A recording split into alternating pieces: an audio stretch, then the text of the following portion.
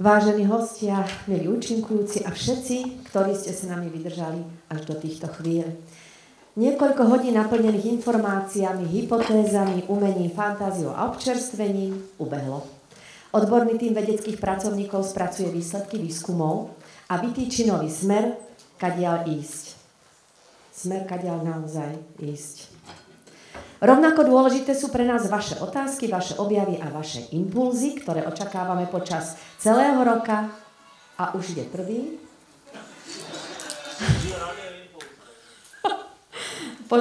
Ktorý je venovaný konferencii, teda Facebook, ktorý je venovaný konferencii a veciam príbuzným. Ďakujeme vám za účasť, za priazeň a prajeme vám krásny zvyšok dňa a na rozlúčku nám nemôže zahrať nikto iný ako Džembe Picnic Band. Nebráňte sa rytmu, pohybu a úsmevu. Ďakujeme veľmi pekne, tešíme sa na 5. jubilejný ročník. Pekný deň, vypočujeme si ešte muzikantov. Nech sa páči. Dobrý deň, vážené publikum. Ako už povedala pani, my sme Džembe Picnic Band a tiež sme veľmi radi, že sme boli pozvaní na túto medzinárodnú konferenciu a tiež sme uvažovali, čo by sme vám priniesli ako nejaké nové myšlienky.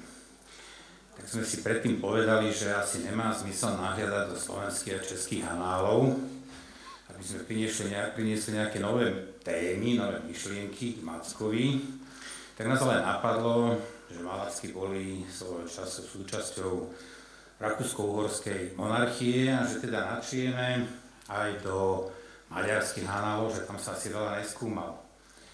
Tak sme sa teda vydali aj na služobku ze Simonku na týždeň do maďarských štátnych archívov a povieme pár takých štatistických údajov. Za ten čas sme zjedli asi 14 halásle, 18 maďarských gulášov a 12 ortobáckých palacínek. To sú tie mäsové zapekané v takom perkalte. Veľmi dobre, potom sme aj lutovali, že sme to neotočili naopak s tým maďarským gulášom, ale dosť k týmto štatistikám. Teraz s výsledkom nášho výskumu. Analýza ukázala holú pravdu, že sme tam išli zbytočne, lebo ani jeden z nás nevie po maďarsky. Vyzeralo to zle, teda, že vám neprinesieme žiadnu novú tému, myšlienku, ale potom blesk z čistého neba.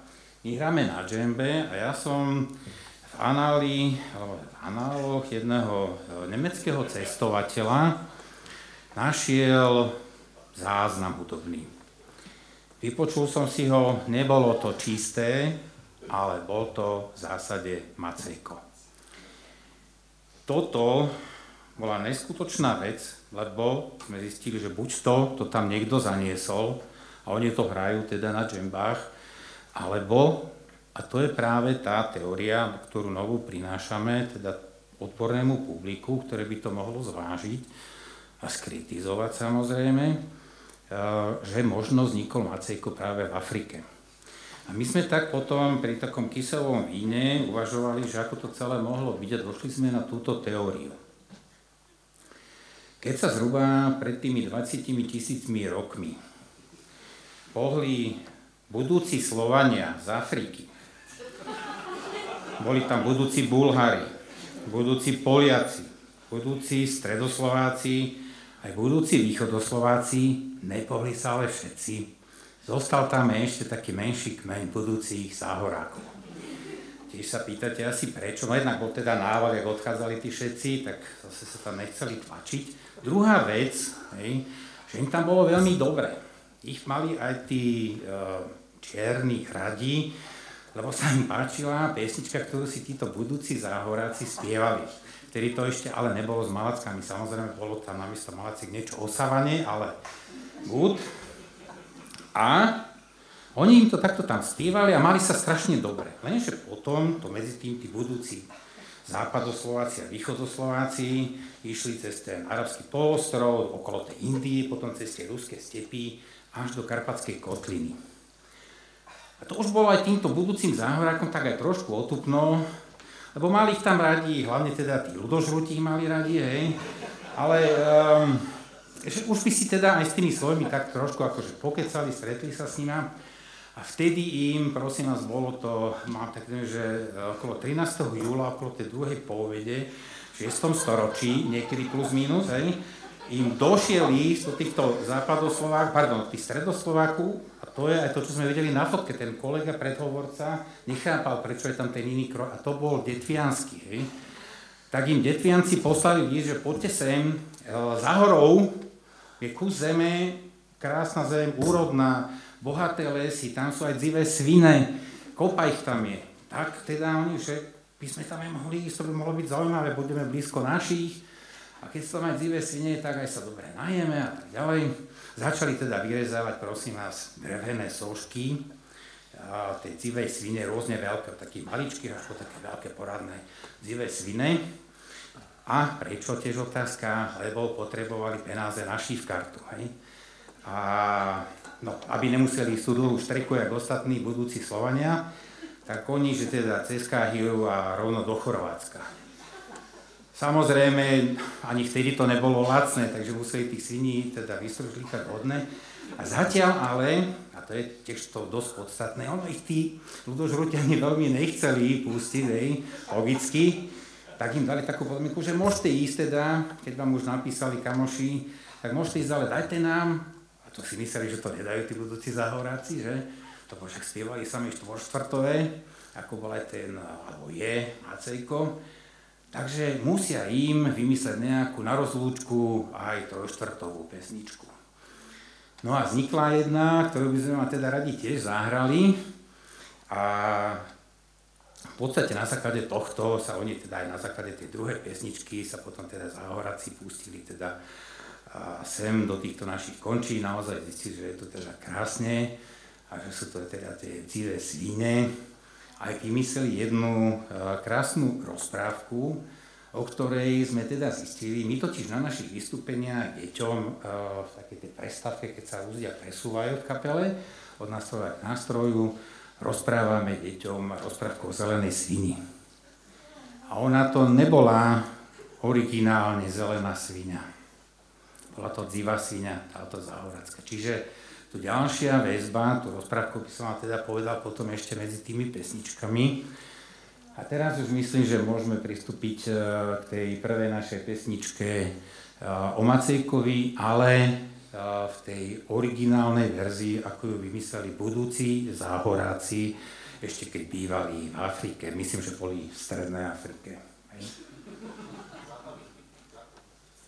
My vieme o Strednej, my máme lepšie zdroje, ale ako kľudne toto sa môže napríklad na 5. ročníku medzinárodnej konferencie potom tiež hovoriť a diskutovať. Dobre, takže ďakujem za vašu pozornosť počas tohto predslovu a my môžeme pristúpiť teda k Macejkovi.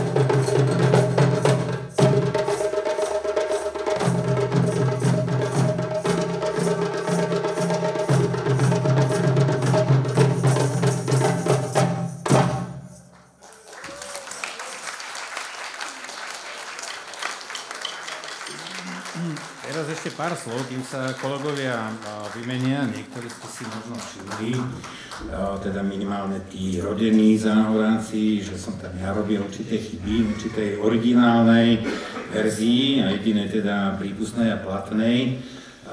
Nakoľko sem chodím cvičiť do Malaciek len raz týždenne, ale opravovala ma teda Simona, ktorá tu už teda žije hodne dlho.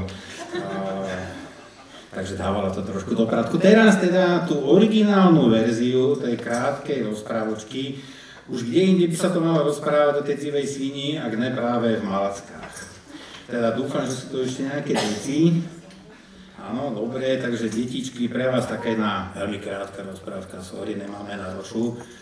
Takže rozprávka o dzivej svini, autor neznámy.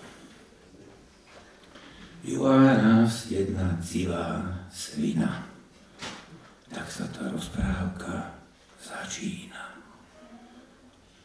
Tá svina mala tetku. Už je tá rozprávka na prostriedku. Tá tetka bola poplašená, už je tá rozprávka ukončená.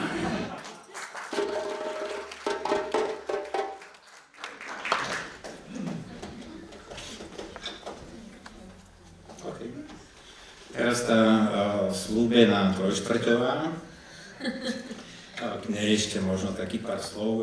My začneme ze Simonku a kapela, ale to neznamená, že sa našim kolegom nechce hrať, oni sa potom neskôr pridajú.